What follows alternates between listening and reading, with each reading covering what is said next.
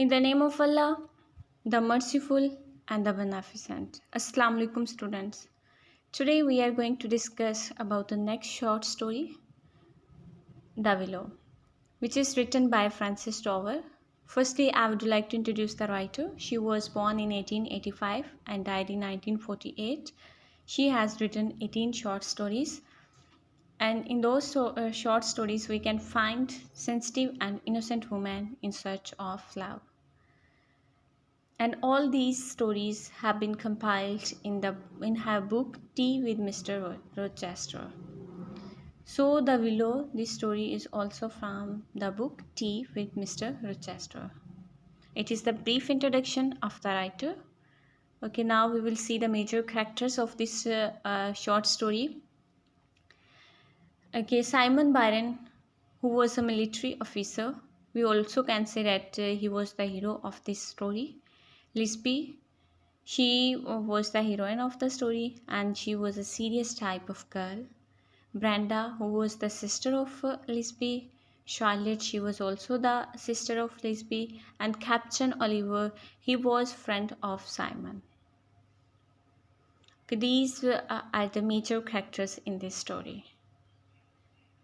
Okay, this is the image of the willow. Some important points are these. Actually, it is a story about silent and untold love. ये story ऐसी story है जो कि unexpressed मोहब्बत के बारे में है, ऐसी मोहब्बत जो कि खामोश मोहब्बत थी, जिसके बारे में कुछ ना कहा गया, जिसको एक्सप्रेस ना किया गया, अनकही मोहब्बत. There was a court house where 3 sisters lived.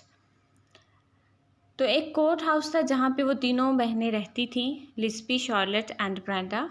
Military officers visit there to eat, drink and for merry making. And Brenda and Charlotte are not serious about their life and love. Military officers वहाँ पे court house में आया करते थे खाने पीने के लिए और वहाँ पे जो है खुशियाँ मनाने के लिए, लाइफ को एंजॉय करने के लिए. ब्रेंडा एंड शार्लेट जो है वो सीरियस नहीं थी, ना अपनी ज़िंदगी के बारे में, ना ही अपनी मोहब्बत के बारे में. In comparison Lisbie was a serious type of girl. Okay, see the next. Okay, now we will discuss the story one by one. Actually, it is a very beautiful story about silent love. The hero of the story is Simon, whereas the heroine of the story is a young beautiful girl named Lisby. ये खामोश मोहब्बत के बारे में कहानी है जिसमें hero जो है वो साइमन है, जबकि हीरोइन जो है वो बहुत ही खूबसूरत है, लिस्बी नेम है उसका. They love each other but they don't express their love. Their love is only eye to eye and heart to heart. वो दोनों एक दूसरे को चाहते थे but they don't express their love. लेकिन उन्होंने अपनी मोहब्बत का इजहार ना किया. उनकी मोहब्बत आँख से आँख तक और दिल से दिल तक थी. Means to say they know that they like each other, they love each other, but they don't express their love. Courthouse is a place where the army officers come to spend their holidays. Courthouse एक ऐसी जगह है जहाँ पे army officers अपनी छुट्टियाँ गुजारने आते थे. And Lisby's sister Charlotte and Brenda are not sincere in love. अब लिस्बी की जो सिस्टर्स थीं, शार्लेट एंड ब्रेंडा, वो सीरियस नहीं थी, ना अपनी ज़िंदगी के मतलब, ना मोहब्बत के मतलब. Means to say they were involved in love affairs. When Simon Byron comes there, Lisby looks at him and feels that he's his kind of person. जब साइमन बायरन आता है तो लिस्बी को लगता है कि वो उसी की तरह का है. मीन्स टू से कि उसी की तरह का मिजाज रखने वाला उस जैसा ही है. लेकिन वैन वहाँ पे वो रहता है, साइमन जो है कुछ दिन रहता है, तो लिस्बी को फील होता है कि उनके दरमियान सिमिलरिटी है और जो है उनकी सोच, उनकी बातें आपस में मिलती थी और उनकी पसंद नापसंद भी ना. लाइक इस कॉन्टेक्स्ट में हम देख सकते हैं कि वहाँ पे उनके एक रूम में पिक लगी हुई थी, क्लासिकल पिक थी ना. So Charlotte and Brenda, they were not interested in that picture and they also don't like that picture, but Lisby really liked that picture na. But here Simon Byron also liked the picture and he praises the picture. So in such a way Lisby feel that they are similar to each other. Okay, when he is going to leave, Lisby gives him a little willow tree as a gift of love. जब वो जाने लगता है तो लिस्बी उसको gift देती है, छोटा सा विलो बेट का दरख्त होता है, वो उसको गिफ्ट देती है।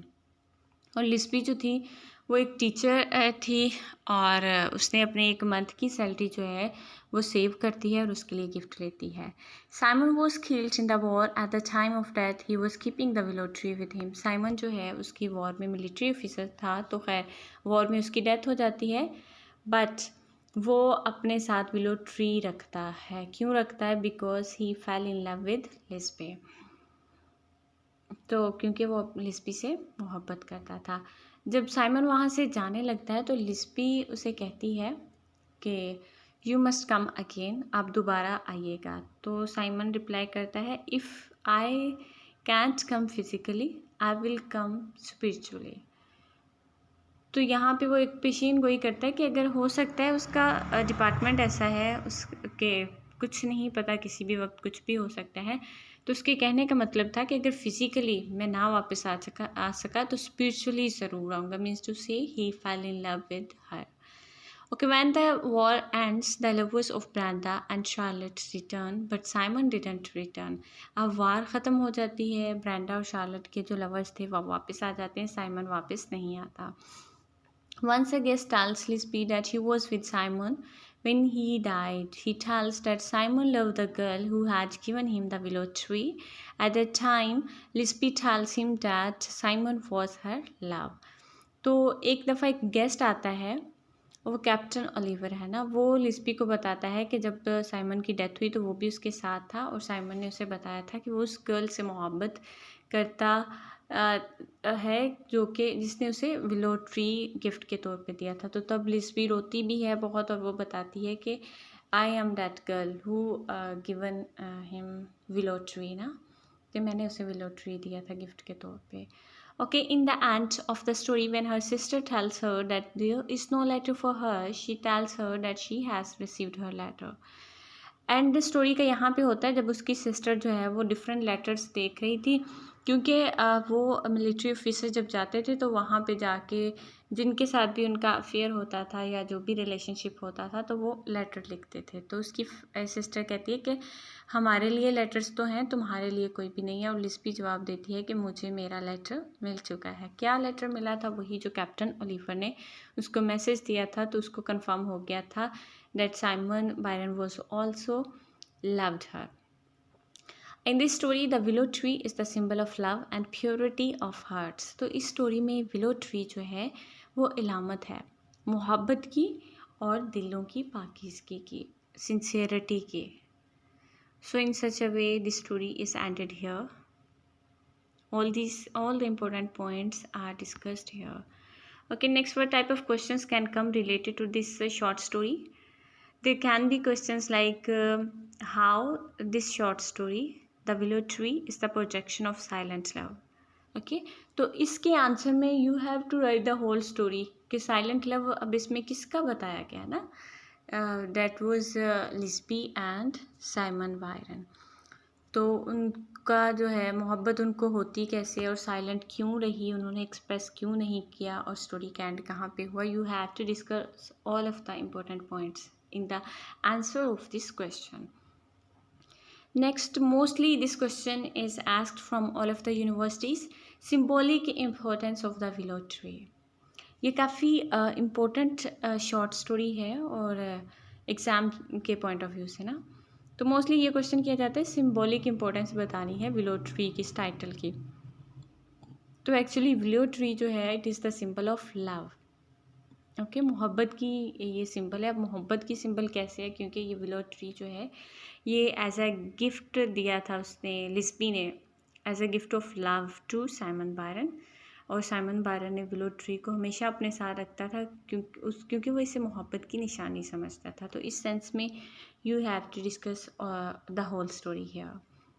What type of girl Lisbie, Lisbie जो है वो कैसी थी, तो यहाँ पे आप कंपैरिजन देंगे, उसकी सिस्टर्स जो थी वो कैसी थी और लिस्बी कैसी थी, उनकी सिस्टर्स की क्या एक्टिविटीज़ थी और लिस्बी की क्या एक्टिविटीज़ थी, उनकी सिस्टर जो है वो किस किस्म के लोगों में इंटरेस्टेड थी और वो कितना सीरियस थी अपनी ज़िंदगी और मोहब्बत के बारे में, और लिस्बी का क्या एटीट्यूड था, इनमें से मैच्योर कौन था, इमेच्योर कौन था। इन सच अ वे you will give the answer of this question.